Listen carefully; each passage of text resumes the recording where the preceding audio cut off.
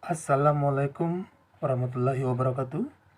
Nama saya Rusmadi Idrus, NIM 122650183. Dan pada kesempatan ini saya akan mereview tentang microcontroller.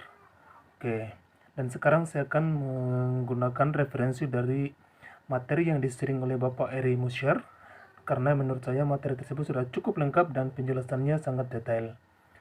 Oke, kita mulai dari pengertian. Apa itu microcontroller? Microcontroller adalah sebuah komputer kecil yang dikemas dalam bentuk chip IC, integrated circuits, yang dirancang untuk melakukan tugas atau operasi tertentu.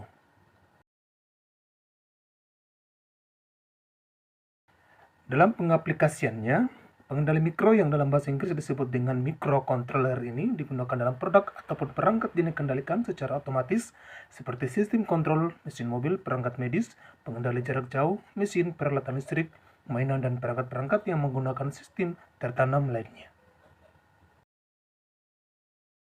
Penggunaan microcontroller ini semakin populer karena kemampuannya yang dapat mengurangi ukuran dan biaya pada suatu produk dan desain apabila dibandingkan dengan desain yang dibangun dengan menggunakan mikroprosesor dengan memori dan perangkat input dan output secara terpisah. Berikut ini adalah diagram blok dan struktur microcontroller beserta penjelasan singkat tentang bagian-bagian utamanya.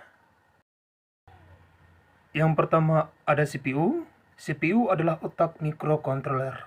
CPU bertanggung jawab untuk mengambil instruksi atau fetch, menerjemahkannya atau decode, lalu akhirnya dieksekusi dalam execute.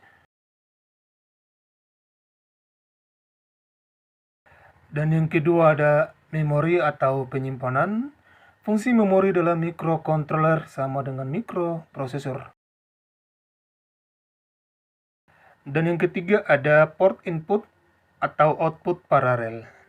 Port input atau output paralel digunakan untuk mendorong atau menghubungkan berbagai perangkat seperti LCD, LED, LED printer, memori, dan perangkat input-output lainnya ke microcontroller. Dan yang keempat ada port serial atau serial port. Port serial menyediakan berbagai antarmuka serial antara microcontroller dengan peripheral lain seperti port paralel.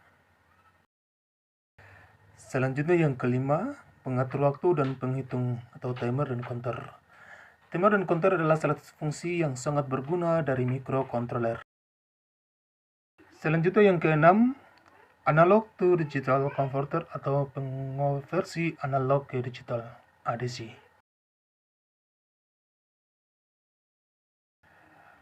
7. Digital to analog converter atau pengonversi digital ke analog. Ya, ini kebalikan dari yang keenam. Dan 8. Kontrol interupsi atau interrupt control. Dan yang ke-9 ada blok fungsi khusus atau special functioning block. Itulah tadi 9 diagram blok atau struktur microcontroller. Sekarang kita beralih dengan keunggulan dan kekurangan dari microcontroller tersebut. Untuk keunggulannya, yang pertama, bertindak sebagai mikrokomputer tanpa harus ada komponen digital tambahan lainnya.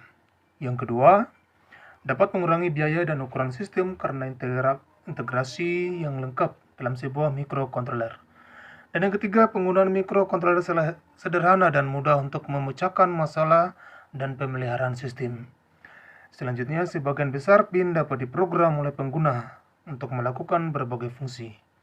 Yang kelima, mudah menghubungkan port, RAM, ROM, dan I/O tambahan. Selanjutnya yang keenam, waktu yang diperlukan untuk melakukan operasi sangat rendah. Dan kekurangan dari microcontroller sendiri, yang pertama, microcontroller memiliki arsitektur yang lebih kompleks daripada mikroprosesor.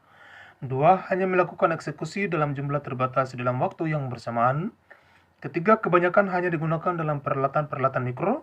Dan yang keempat, tidak dapat terhubung dengan perangkat yang berdaya tinggi secara langsung.